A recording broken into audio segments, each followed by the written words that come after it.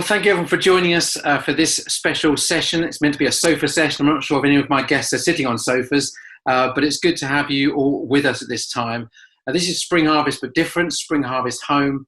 And this is meant to be a leadership session. We're going to talk about leadership issues, but to be honest with you, we also want to talk about the reality we're facing right now as leaders and as people. My name is Sim Dendy. I'll be your host for this session. And I've got some fantastic guests with me. And so, lovely guests, if you could introduce yourself one at a time. Let's start with you, Ali, and tell us a bit about yourself and how you are doing right now. What, really how I'm doing? Really how you're doing. Really, okay, good. Hi, I'm Ali Herbert, and I am a curate. I'm an Anglican vicar in Birmingham at a church called Gas Street, and I've been up here for about 5 years since we started planting the church. How am I doing? Doing all right, doing pretty good, but I have to say it is a bit of a roller coaster. I'm at home at the moment, married to Nick, and we have 2 kids. We have a 15-year-old and a 12-year-old, so we were in the throes of homeschooling, or not homeschooling, attempting some homeschooling. So yeah, it's a day by day, probably hour by hour. Sometimes it feels quite good. I'm a bit of an introvert at heart, so there's some moments where I'm loving it. I'm feeling that there's some space. I don't have to go out and have loads of meetings and do lots of things. And other times when being a family all together in one house without the kind of possibility of, right, I'm off out for a little bit, is definitely pretty challenging. I think there are moments of anxiety. There are moments of feeling very sad and very worried about what's happening. So I think it is a bit of a roller coaster at the moment, but we're doing okay. But it's a roller coaster. Wonderful. Thank you, Ali, for your honesty there. We'll come back to that, I'm sure. Let's go for the Madavans next. Is your next on my screen? Yeah, we're your buy one, get one free kind of.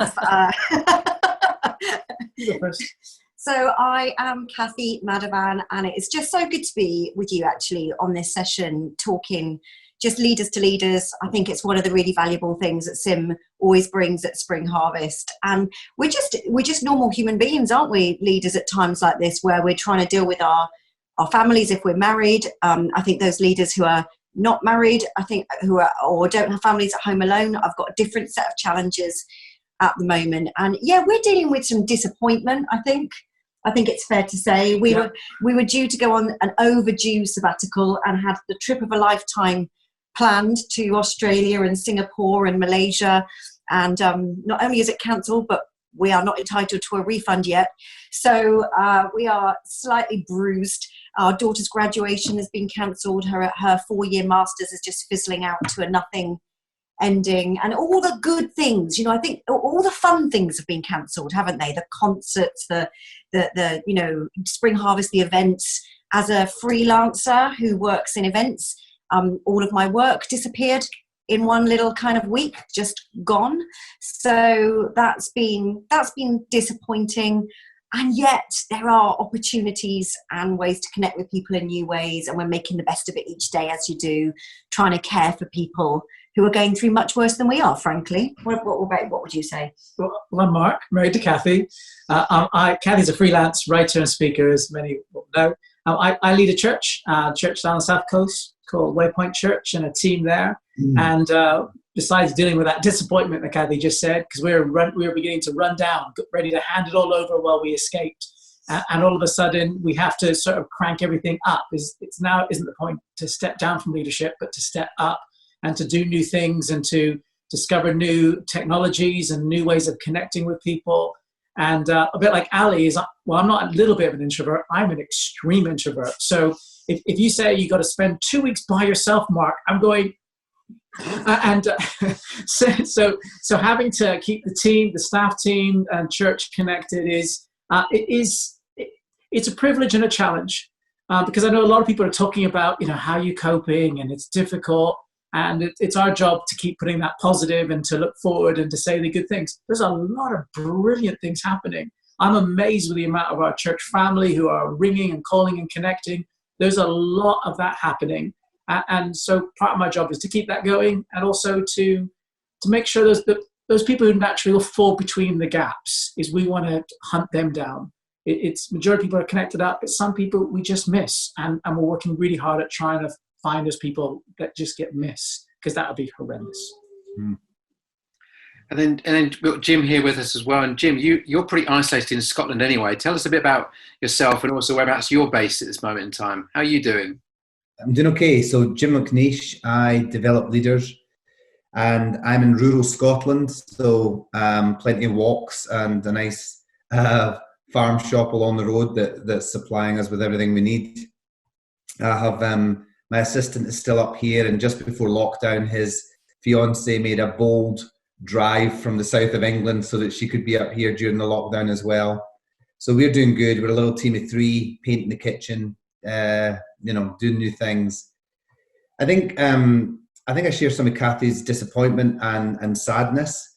I was building up a consultancy called Quake, but they were developmental positions, and so none of them were able to survive this stripping away of business or activities. So we had to disband the company 2.5 weeks ago. The guys are all doing great. They've all got kind of other things that they're getting on with and making it happen. The relationships are all still very good. But certainly the worst day of my career, and leading up to it, and maybe for a week afterwards, there really wasn't any sleep or appetite. I got a bit of psoriasis, never really had that before. So I definitely was wrestling with anxiety I'd never had before. But in the last kind of week and a half, kind of tilted towards the future and a new way of working, and finding that that's opening up into a whole new field to run in that I never imagined. And it's almost the guilt of, are you allowed to enjoy this? Are you allowed to feel good at this time at all? Because there's some exciting things happening. Yeah. And one of the challenges, some of you mentioned anxiety and fear and worry. I know, and Jim, you did a beautiful piece on your podcast, which we'll talk about in just a moment time, don't worry. But you talk about fear as a leader, and just gives a little bit on that about fear as a leader. The rest of us can then contribute how we are facing unusual times. Yeah, I mean, I think the point we were making was fear has a legitimate place at the table along with all the other emotions. You know, you want fear if it needs to propel you off a road. If you're being approached by an articulated truck at high speed, you want fear to get you off the road. It has a legitimate place, but it really is about, as a leader, can you draw a distinction between fear as a signal and fear as a trauma? And when fear is a trauma, it burns in your bones and you're lying awake at night and wishing it would go away. But when you can actually embrace fear as a signal, which is, what is it trying to tell me? What is it wanting me to attend to? How do I engage with it in a way that doesn't overwhelm me? We're less likely to start pushing it away, and therefore it's less likely to be screaming at us at 2 a.m. for our attention. And so finding a way of being with fear, letting our bodies handle it, talking it through with other people, but actually staying in an arousal state that isn't hyperarousal or hypoarousal. It's actually a state in the middle where we can process it, we can draw the meaning from it, and then we can discharge it and then move on to some other emotion or some other state. That's incredible. That's really helpful, because I'm having conversation with a number of church leaders. They tend to fall into 2 camps, either full of fear of failure, fear of loss of income, fear of people not turning up, fear of people losing their faith in these times, or you find that church leaders are full of faith and opportunism, maybe, and maybe that's sometimes a little bit too much extremism of, gung-ho, we're going to get through this, we're going to be even better the other side. Where do you fall in that camp, Ali, at this moment in time? Well, I mean, a bit mixed. Our team are doing pretty well. We've put in some extra things, so we're catching up every morning together, where we might have met once a week. We're not kind of meeting every day at the moment. But just been thinking about that, the idea of when Jesus, after he died, he'd been resurrected, and he was speaking to his disciples about the fact he was going away again. They would be left on their own with nothing. How we're kind of relying on, is it the internet that's really important at the moment? Is it Zoom meetings that are really important? What is the fear? If that doesn't work, you're disconnected. But of course, Jesus said to his disciples, wait for the Holy Spirit. So the Holy Spirit is the key to all of this. You're not going to be left alone. And I think for me, perhaps for our team at the moment, just that thought about, it doesn't matter where you are isolated in your own houses, we've got the Holy Spirit with us. So actually that fear can be dissipated. It's a bit of the same thing as the early church, remembering the Holy Spirit is with us. And that kind of has helped me in the kind of fear-faith thing, remembering that we're not alone, I guess, even if we're isolating. Yeah. Thank you, Ali. And I appreciate as well, back down at Waypoint Church, you just opened a brand new building after years of dreaming. Suddenly, dreams became reality. You open the doors, you've got this swanking new space with hundreds of people can sit, with a beautiful screen you can watch. And now that same beautiful building's been empty for a few weeks. How does that affect you, Mark and Cathy, at this time? I mean, it's a great question. We've been working 10 years on this multi-million-pound project, which only recently opened. But throughout the 10 years is a phrase I used thousands of times. It's not about a building, but a heart to connect our community with Jesus. So at the beginning of this pandemic and the isolation, what I'm saying a lot to our church, guys, it's not about a building, but a heart to connect people with Jesus. And I mean, our building's still used as it's a hub for food banks and things like that. So it's still a good space for that. But our building, it's never been about a building. And so it's trying to lean into that. Can I just come back on that fear thing? Something that I heard Cathy speak earlier in the year on actually encouragement and discouragement, how often we think that they're sequential, that you get discouraged and then encouragement, but they actually run in parallel. And I think fear and faith often run in parallel as well. So I'm not full of fear and I'm not full of faith. It sort of jumps back and forth between that, even in conversations that I'm having. And it again, with Ali said that with the Holy Spirit, it's letting the Holy Spirit be the lead on that, to keep that balance, that tension, but to acknowledge both of them can coexist. I think it was John Maxwell, but it's probably been said everywhere, that in a crisis or under pressure, it's not that we create who we are, it's that we reveal who we are. And I think I would say at this moment, what we're seeing is almost a magnification of who people are, who we are. So it's almost like you're more of who you are, like your habits, your default settings, the things that you tend to lean on, as Ali just said.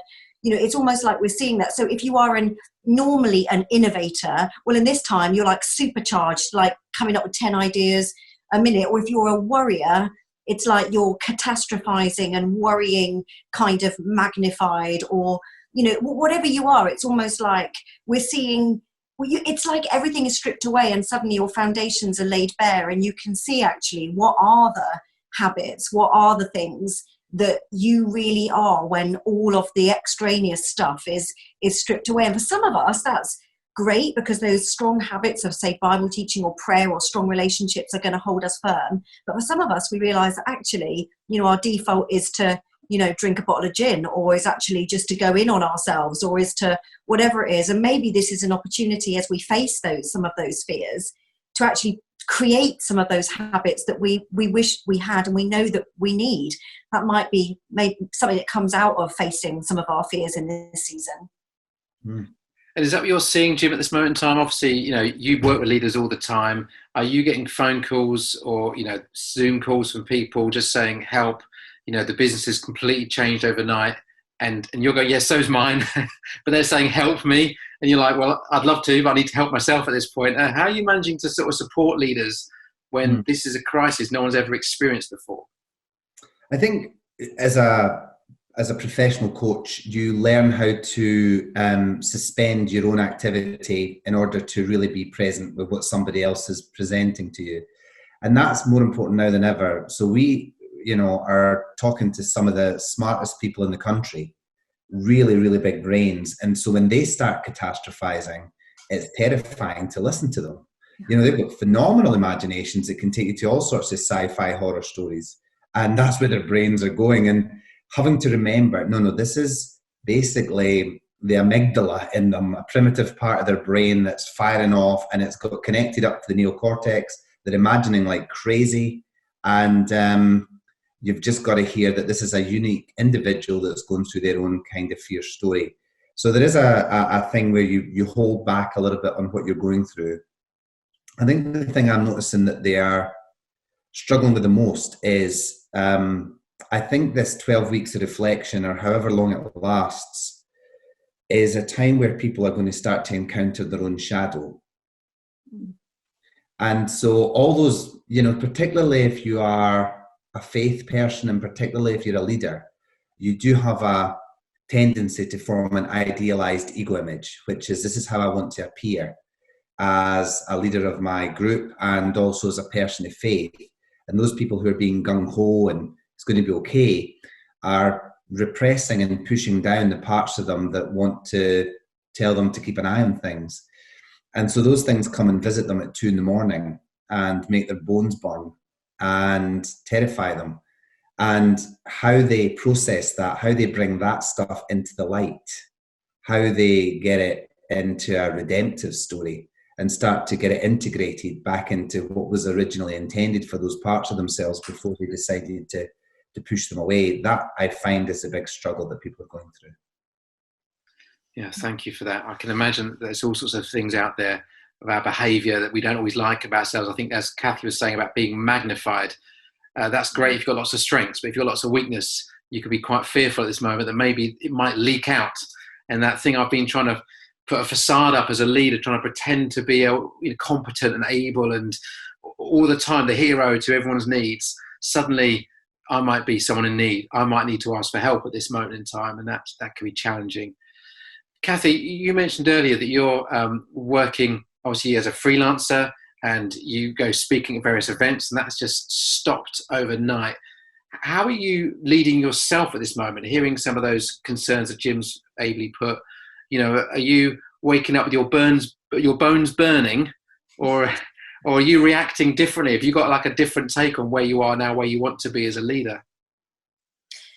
That's a really good question. And I just think there are so many people, especially if they're connected with the events industry or hospitality or all kinds of people at the moment, who suddenly actually their diaries have just been completely, big line through it. And it is, I think, first of all, we just have to be honest about the disappointment and not pretend that everything is a silver lining. I think that, sometimes we just have to be honest and say, this sucks, my finances are slightly scary, and, or whatever it is that we need to say, and to show genuine compassion for one another, because I think everyone's fighting their own battle right now. It's not a competition, and we just need to kind of be honest about that. Having said that, I think part of the reason I write about disappointment is, we're quite... Because she's married to me. Yeah, okay, thanks. Okay, I get that. I was going to say I'm quite good with living with disappointment, but then thanks. That's too awkward. So, I think actually part of our story is... Should we tell them why? Oh yeah, because so Mark is registered blind. He can't see what's going on the screen right now at all. And part of our story has actually been helping people to deal with and process with disappointment. And so for me, this has been an opportunity to try and put into practice what I so often talk about again. And it is a muscle, isn't it? Learning to deal with disappointment, learning to be resilient. These are things that you kind of, practice doesn't make perfect, but it does make permanent. You've got to kind of keep going, well, what mindset do I have to get myself into so that I don't just spiral into permanent despair? So for me, one of the things I've often talked about, and I'm now taking my own medicine definitely, is about focusing on what I can do and not what I can't do. Because I could list to you now all the things that I can't do and I wish were happening, but there are some things I can do. So all my book launch events and Spring Harvest, where I would talk about it, are not happening. So I started creating online videos about the book, Irrepressible. Hang on. Wow. Amazing. Or I got asked to do a BBC radio broadcast out of the blue, which is going to 1 million people, or would have just gone out by the time that you're listening to this. So there are opportunities that are kind of emerging that are unexpected, and they don't compensate for the things that have been lost or suddenly make that all okay. But if I focus on what can I do today, like what are the things that I can apply to today, then hopefully I can make it meaningful, especially thinking about those around us who need extra care and attention at the moment.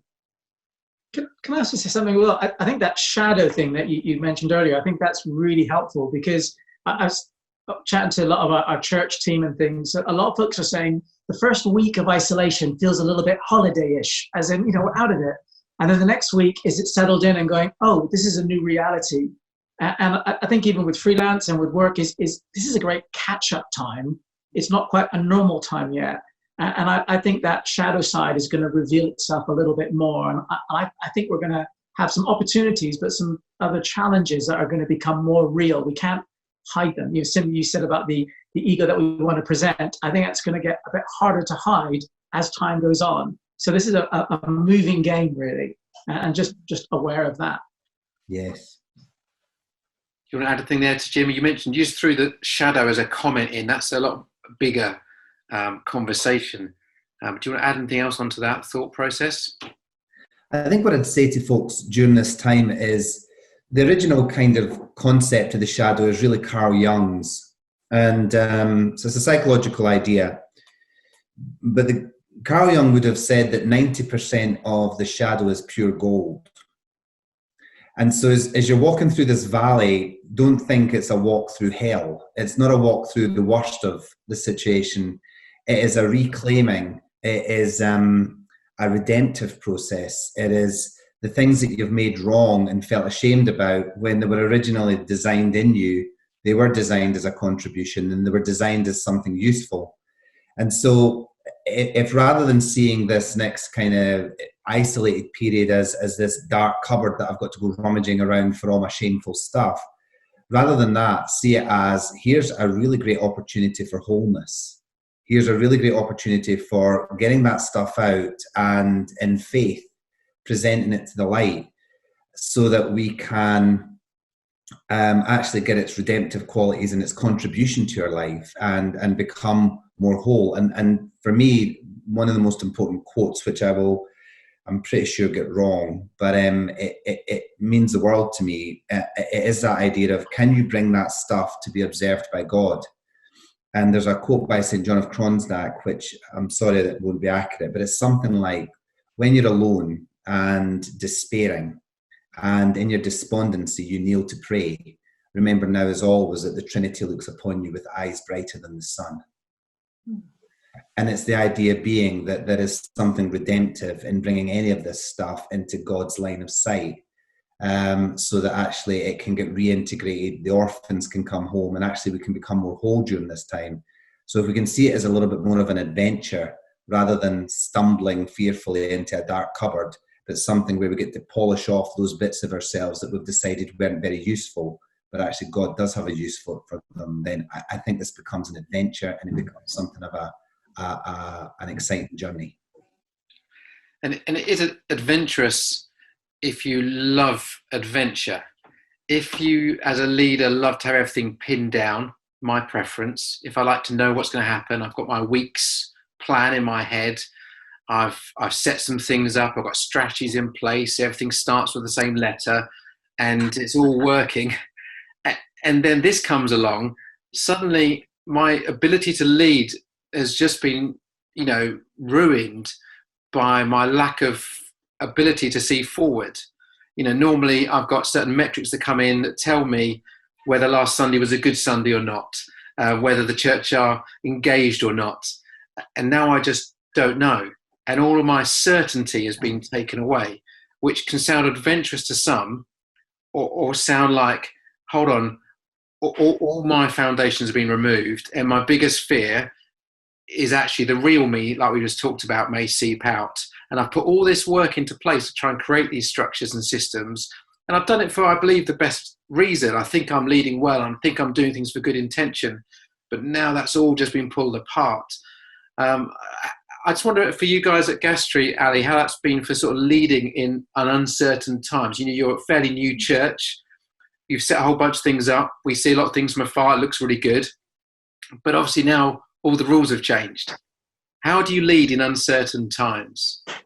It's a good question, but you know what? I've been thinking about the word disruption recently, and a disruption is something that has existed and that God, I believe, uses and has used throughout history. So even you think about creation, God disrupted nothingness to bring creation out of it. When Jesus came, he disrupted pretty much everything around him, the religious status, he disrupted death to bring life. It feels like we have the Holy Spirit comes, it just disrupts everything again. We have a God who uses disruption for his purposes and for good, and this is a time of disruption. So whether that's something we're comfortable with or we find more difficult, I think there is gold in it. As we were sort of saying, there's the gold in the shadow. There's the gold in this disruption time. Absolutely. I think at Gas Street, in some ways, we're fortunate. The church has been going 4 or 5 years now, so the people we have around are quite used to things being a bit uncomfortable, disrupted. They have to be flexible. It's new. It's quite messy quite often. So in one sense, that's a good place to be, because the people have that posture already for it being a bit messy, and they'll go with it. We mess up all the time, and it's kind of, that's part of who we are. You aim for excellence, but if it's messy, then great. We can have a laugh about it and carry on. So I think this has been, the last couple of weeks has been a huge learning curve for everybody. Our lives have been disrupted. They've been turned upside down. And this incredible learning is coming out of it from everything. How the heck do you get onto a Zoom meeting? So what is the Lord saying in this time? It's like literally everything. But at Gas Street, we're just doing what everyone else is trying to do. What does this mean then? How can we be church when we're separated? Surely church is gathering together. We talk about gathering and scattering, and that's what we always talk about anyway. You're taking the Spirit with you. You have the kingdom of God where you are, to your neighbours now perhaps, but it's that kind of learning curve of how do we enable, support, encourage, connect our Gas Street people in this time. That's the biggest challenge, and how people kind of stay within their local churches in this time as well. So yeah. And one of the things I'm impressed about seeing as well is the way that the churches, particularly the ones I've been looking at, have reached out beyond themselves. So that suddenly they're seeing their leadership as not being confined to their parish or their flock or their congregation, whatever the language might be. But suddenly so many churches are saying we've got both ability, resource and people to serve our community and beyond. And I've just been so impressed to see the church, using this time rather than hunkering down, but to actually celebrating by giving out. How's that been working at Waypoint Church? I know you mentioned food bank earlier, Mark. Yeah. So obviously you want to connect your people in your church to make sure they're connected, but also there's a massive need in our community, and what community lacks is those connections. And as you put offers out there and you help, and we've leafleted and we put some social media up, we're connected with local schools. Some of the families who do school dinners who all of a sudden are just really in problems. We have connections because we've been around a long time, and you're just able to place that place of hope and to offer in real practical ways. We've got little boredom bags we put together for folks who are just getting bored. So little crafts and colouring and encouragement in there, as well as food. So sometimes the help is really practical, as in we'll get your prescription. Sometimes it's practical with food, and sometimes it's just, I was chatting to a senior who he said, someone gave me a little helicopter, and it was only a paper one, not a real full-size one. Like a kit, building kit. Yeah. And he said, I'm just really looking forward to building it as an 82-year-old. And people are really excited that they know they matter. And especially the older folks, or mainly older folks, who are going, I don't want to be a bother. And when you say, oh no, you really aren't, and they suddenly begin to hear that. And it just, I think people are feeling more, weirdly, both more isolated, but also more valued at the same time. And just keeping offering, and people very rarely say no. Yeah. Is that, Jim, is that like a healthy thing of when we're leading in crisis? When we start focusing on ourselves, we become an unhealthy version of ourselves. When we start to lead and look for helping others, does that build greater health as we build into community? Sometimes it could also be another form of denial. It could be another form of idealized ego image. I'd probably go for neither, and I'd try and focus on the space between me and other people, the relationship. I think this is a time to get our eyes off kind of individuals in any sense and actually look at what are these relationships that run between us? How healthy are they? What conversations do they permit? what help are they allowing us to support people with prescriptions or their little boredom kits and all those things. Those are just spectacularly lovely pieces of thoughtfulness.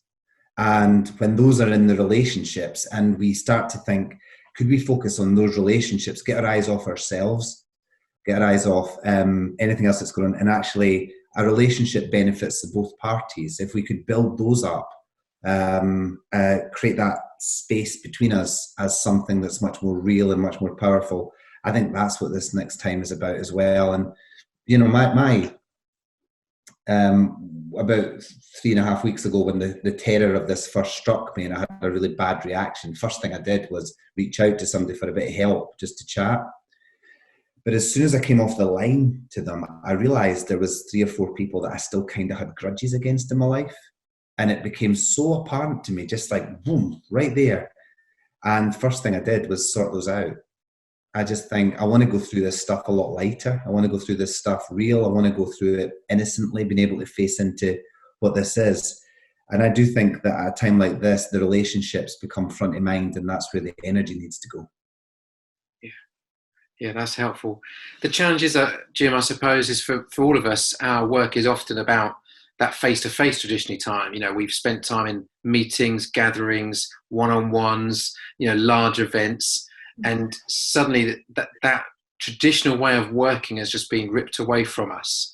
And I just spent the last almost 7 days in isolation. I got mild symptoms and my family banished me to the bedroom, and I hated it. I was literally offering to pay them all money to let me out of the room. If they got ill, I was going to give them money. I was like, let me out, because I just wanted some personal contact. They were coming in, like covering up their face and handing me my food. I mean, it's not too bad having food brought to your room for you and stuff, but you just feel like I'm missing out on the community piece. I'm missing out on what you're saying, Jim, that relational piece. And yes, we can do this. We can use technology, but there's something missing still when you can't do touch, where you can't get all the little subtle cues of a conversation, how someone's feeling as you're expressing a thought. How do we, I don't know how that's working. Maybe for you, Cathy, can you speak into this at all with some of the stuff you've been grappling with in some of the book you put together as well? I think it's been fascinating, again, looking at, you know, that whole thing about, I said, how we default to our defaults and what we know and what we rely on and what our crutches are. And it's been quite interesting, I think, just as a person, because I speak in so many churches. I'm very blessed to know a lot of church leaders and be friends with them online and see how different people have responded. And I think what Jim said there is so powerful about the relationship thing, particularly as the weeks have gone by. I think you can clearly see those people who keep defaulting back to broadcast mentality. That, yes. As long as I broadcast information, as long as, you know, it looks really slick, as long as, and it's almost like, well, that's where my identity lies. That's the only way I know how to relate. But actually, the things that I've been increasingly drawn to online as part of this time have been, you know, very unslick, but very authentic. And I think there is a sense in which it's not like real, it's not the same as sitting next to each other and sharing a cake and a tissue over struggles. It's not the same. However, I think we are hungry for authenticity in this season, and people don't just want professionalism, they want presence, they want to get to know their leaders, they want to hear their leaders talk about what's going on in their lives. They actually want, you know, and our church is probably very different to Gas Street, in that it's got a lot of older people in it. And so Mark decided fairly early on that we weren't just going to do FaceTime streaming, because a lot of our church don't have FaceTime. So we had to think about, well, you know, it's all, you know, and I got really excited seeing, well, oh, this church is doing this, and drove him absolutely crazy. But actually, you know, Mark was right to say, well, a lot of our congregation can't access that actually. And what we need to work out is how to be real and to create relationships with people at this time, and so that we're not just broadcasting at them. And so just add to that, I think that you're right. I think that relationship is really key. But the thing is as leaders, we don't have to have a relationship with everybody. Just as if we're a bigger church, I don't know everybody in our congregation, and they don't know everybody. As long as you're connecting up with someone. Yeah. And so we are broadcasting our service in YouTube, and then I'm chatting around with some of our older folks, and they chat about it afterwards, and small groups chat about it. So as long as there is relationship happening, then I'm going, okay. I mean, it's not perfect, but it's better than nothing. Yeah. And how much do we try and almost helicopter parent lead, where we try and organise everyone into groups and organise everyone into, you phone that person, you organise this, and how much do we just allow community to happen and to breathe? And some of this, it feels actually sometimes quite healthy, in the sense of, when we lose something, it's amazing what bubbles up into the void that gets left as leaders. I'm always fascinated when I lose one of my best team members, and I think I will never replace that person. And then someone comes up who's not better, they're just different. But you think, wow, I never knew that incredible ability existed in our community. And I guess there's something delightful that takes place, even within ourselves, with our families, within our communities, that we would never see if this hadn't happened. I don't know if you're seeing any of that at all, Ali, sort of starting to bubble up, innovate, people start innovating, create new ideas that you just would never have thought about 2 months ago. I mean, I think it's an amazing time for creativity, isn't it, altogether? Like, there's just even looking outside of the Christian world, the new innovations that are happening, the new strategies, new conversations, new ways of thinking that just wouldn't be happening without this crisis. And I guess the same in the church. I mean, we've been... just even like your food bank, Cathy and Mark, that's the same thing. We're setting that up. We're in the process of setting up now within our parish. We've also got a smaller church that we're responsible for, which is sort of 30 or 40 much older people. And again, looking at how we connect in with them, because they're not going to be online. So, sending them cards, sending them letters, what is going to work, what creativity is going to happen.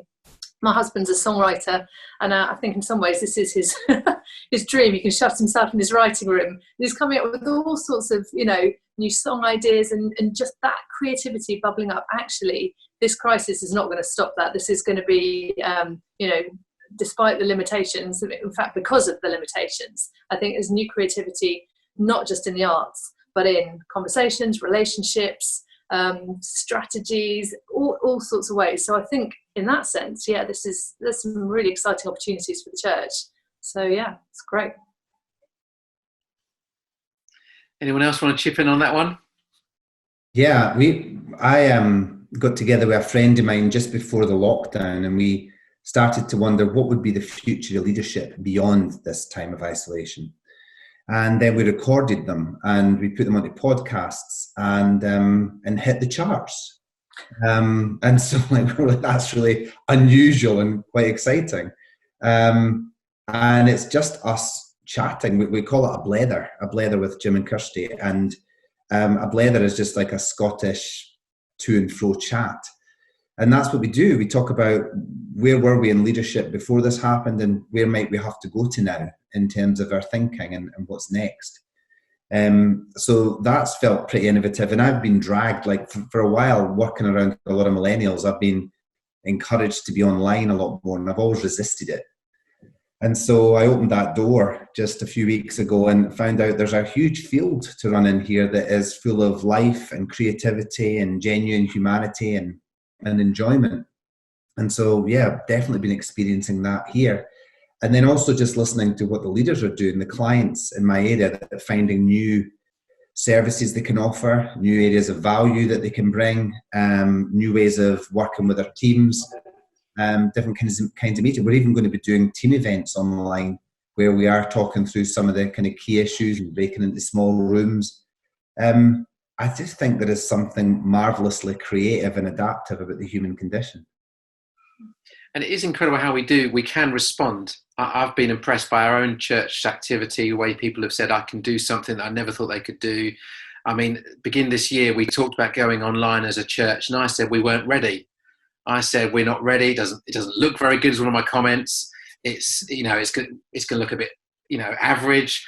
And then when this all happened, within 6 days, we were doing an online church, because suddenly innovation gets forced out of you. We've got to do something. We have to respond to keep the connection. But I think there's a great comment you've made there, Cathy, about broadcasting and making sure we're not just pushing stuff out. We're actually building and connecting. And I found it fascinating. People from our local community who've never been to church in their lives before have hopped on and had a look. And one lady stayed for the whole service and said she cried her way through it. I think it was a positive thing. because she said, I'd never been to church and I needed to hear this right now. And I think it is an opportunity like never before for people to visit church and to go online to see, because people are trying new things in new spaces. And I'm loving watching the innovation and the creativity. But I'm also fascinated because our teaching theme at Spring Harvest this year is Unleashed, and talking about the early church in the book of Acts. And if you look at that story, I mean, the whole church got reset at the beginning. At the very beginning, Jesus came and told stories and performed miracles, and then he ascended and left this gathering of followers without their leader, and they had to work out what they were going to do. They had to suddenly innovate, and they had to create, and they had to kind of go out from there, and they scattered, and they transformed the world as we knew it at that time. And it ended up, rather than in the synagogue, in the public space, ended up in the home, around the table, in the community space. And I just think, what a season to talk about Unleashed as a church. And as I saw a sign in our local Baptist church just this morning, it said, the church is not empty, it's deployed. And I love that idea. It's not empty, it's deployed. And the church is probably more deployed now than ever before. It's scattered. It's not in one space on a Sunday. And, I love the fact that the Unleashed church isn't just a thought or a theme, but it's a reality right now. It may not be our first preference. How does Unleashed working for you? I know some of us here have been involved in developing some of the teaching theme, which we're not going to deliver in the same way we'd maybe hoped to. Any thoughts you've got to add in there, Ali, Cathy, about the church being unleashed? Well, I mean, we've loved encouraging our congregation to be really engaging with the people around them, their local neighbours, those setting up WhatsApp groups. I know Nick and I have done that, and it's been incredible. And the funny thing, like you were saying, people watching online church, one of our neighbours 3 doors down was kind of writing on the WhatsApp thing, can't wait to watch Gas Street online on Sunday. And I didn't say anything at all about it, and I'm just like, I'm staying back, but they're like kind of almost preaching it to each other. But just that sense of people, oh, thank goodness we're connected in, and do you need a tin of tomatoes? Do you need just people getting stuff for each other?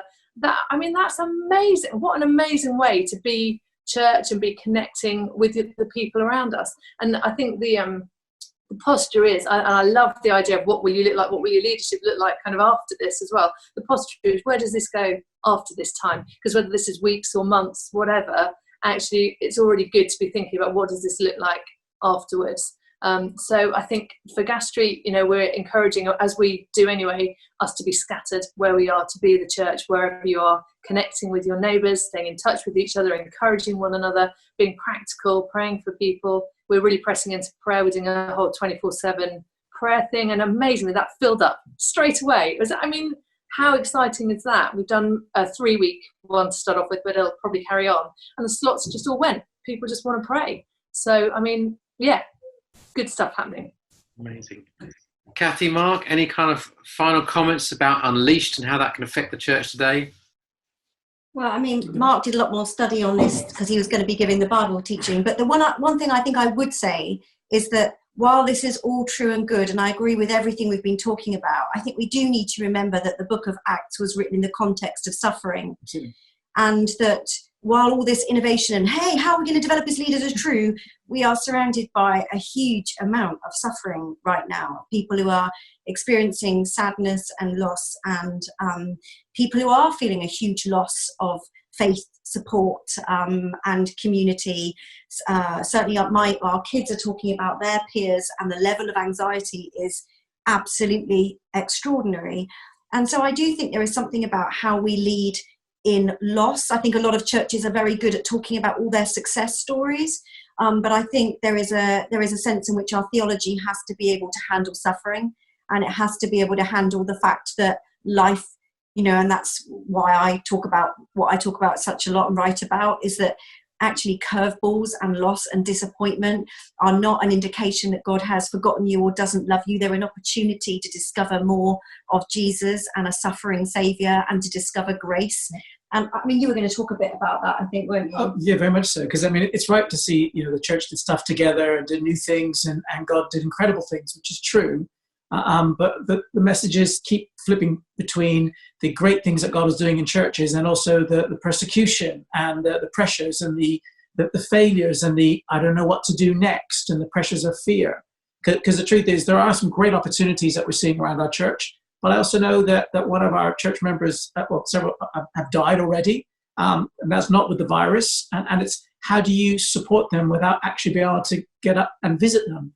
And it has to be the faith of Jesus and the trueness of God with us has to be just as relevant in the crisis in the crisis of personal loss as it does in the success of are we doing well? And it has to be consistent faith. And I think Acts does do that. If you look at it as a whole, you see that it's that the hope of Jesus isn't just on sunny, smiley days. The hope of Jesus is in facing some of the grit and some of the challenge is that God says, Jesus says, I'm going to be with you to the end of the days. I am with you. So it's that theology of, well, what does that mean? What does that look like? It's great to be part of that and to have that as part of our dialogue with our community and friends. Wonderful. Any final comments, Jim? Yeah, I just say that I think we need to find a way of demarking those conversations. I think it's okay to be celebratory and have joy and have fun during this time because there's 3 months of your life that's going to be spent in it. Without feeling like you have to then pull away out of that to remember the suffering. I think you need to demark it and then also have the suffering conversations to look at that as well, to say what's going wrong, what we're struggling with, and what's hard. And how do we become more flexible in our minds and broader in our minds? That means that we can do all of those things. I think ultimately a leader needs to be able to give a good report. And there needs to be able to give one that is filled with hope and one that is filled with a context that people can make meaning of. And I think at the moment we're contextless. We don't know how this illness is going to manifest. We don't know what society is going to look like. And that's why people are finding it meaningless. And human beings need meaning in order to get closure, in order to be mentally healthy. And so it's up to leaders now to give them a bigger context, a context which is above all of this stuff, which is the context of the unchangeable God. And reminding people that that is solid, that that's a foundation, that will remain, and draw your meaning from that if you can no longer draw your meaning from a world that is becoming increasingly meaningless as this next phase goes on. Thank you, Jim. Ali, any final thoughts from you? Yeah, I think that's so helpful, Cathy and Mark, what you're saying. And I'm finding personally that everything I'm reading in the Bible feels relevant. More obviously, it's always relevant, but it's like you're reading the Psalms, reading, everything feels like it has something to say to our situation. And I was reading in Psalm 57, there's a great verse that just says, I will take refuge in the shadow of your wings until the disaster has passed. And I was like, oh, yeah, that's exactly it. When we're safe in the shadow of his wings, whatever happens, we are ultimately safe because Jesus has the victory. But there is a disaster going on, and that's the reality of it. But we are safe in the shadow of his wings. So I think that's kind of what I'm hanging on to at the moment. Great. Thank you, Ali. Thank you, everyone. Cathy, last little word here for you with your book. Give us a little wave of your book again and just tell us. That was very nice of you, Sim. Come on. So it's called Irrepressible. It's 12 principles for a courageous, resilient and fulfilling life. And it is really just principles, practical tools about exactly what we've talked about: adaptability, good habits, good mindsets, being able to be flexible, putting into practice things that will mean that we can not just survive but thrive when the curveballs come, because they do and they have and right now they are. I didn't realise it would be so relevant when I wrote it, and I'm massively encouraged. It's not super Christian. It's designed to be used in the workplace, in schools, and I'm blessed to bits already to see how people are using it as a tool. So I really hope that will encourage people at this time as well. Thank you, Cathy. And then Jim, you got your Blether with Kirsty on iTunes. It's going sky high at this moment in time. How can we get hold of that or listen to that? It's just that. It's a Blether with Jim and Kirsty. It's on iTunes and Spotify, and we've just popped another 3 podcasts on there this morning. Folks can get access to it just by going onto those platforms. Wonderful. Do have a listen. And I will do my little, here we go. This is the book that I released just recently. It's about the early church in Acts. So it looks at early church in Acts chapter 2 and just ask the question, church has got a bit complex. How can we simplify? I didn't realise when I wrote the book that one way you could simplify would just to stop meeting in the way that we used to meet. But the truth, of course, are still the same. We still need people that encounter God in fresh ways. We find new ways to gather, new ways to grow, and new ways to influence and serve the world around us. And the important thing about this book is on the back is my beautiful little picture, which Jim took for me in his house in Scotland. There you go. That's the link. That keeps us all connected and family and friendly. Thank you so much for joining me today. I hope it's been helpful for those of you who've been listening and watching in. Thank you for being part of Spring Harvest Time, and we hope you enjoy the rest of the event.